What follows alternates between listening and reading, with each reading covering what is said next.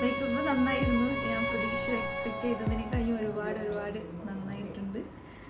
Thank you. Lex brush make over ആണ് ഇതെല്ലാം ചെയ്തത്.